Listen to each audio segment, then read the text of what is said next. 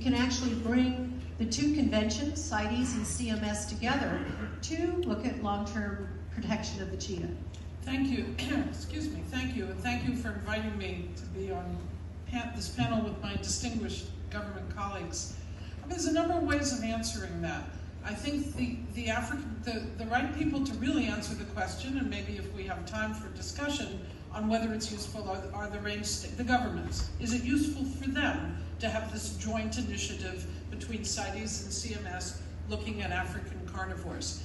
But from my perspective, I think for governments, as they're implementing CITES and they're implementing CMS and they're implementing their own national legislation, the African Carnivores Initiative can be an extremely useful tool for collaboration, for sharing of best practices, for sharing of knowledge and expertise, but I think it could be an important tool as well for fundraising.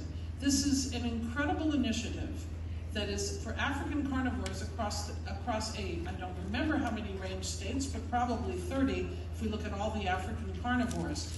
If we see the post-2020 framework, we look at issues such as climate change, I could envision a massive initiative of some kind going forward under the auspices of this joint initiative to the Global Environment Facility, the Global Climate Fund. I think this is, the cheetah can be, the African carnivores, sorry, themselves can be emblematic of moving forward across Africa. And I think what we heard was very important, particularly from my friend from Zimbabwe, that the majority of the cheetahs are outside protected areas. The large majority, particularly cheetahs, more than other African carnivores.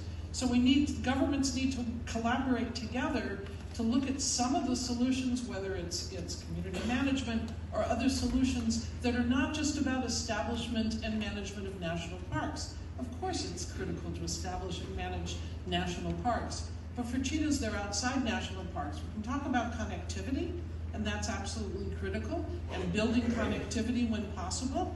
And I think that, I may sound like a broken record on the global biodiversity framework, but I think it really is important to get connectivity in there, and then governments can use that to stimulate funding, to stimulate action.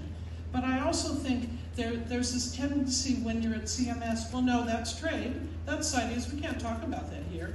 When you're at CITES, well no, it's not trade, it's illegal take, but it may not be trade, so we can't talk about it here. And no, that's community issues and it's protected areas and outside protected areas, so we can't talk about that in CITES.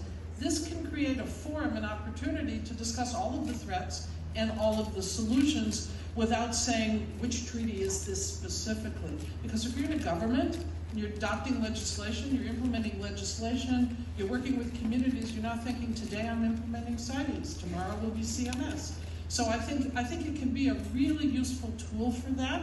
And for the cheetah specifically, of course there are issues that are different for the cheetah than for other African carnivores. The illegal trade issues are a problem in the Horn of Africa, not in Southern Africa, and it's a live trade, not a products trade. But nevertheless, I think there's a lot of commonality that hopefully will help governments and help NGOs who work with our government partners to protect and save the species. Thank you. Thank you very much, Susan. That was very good.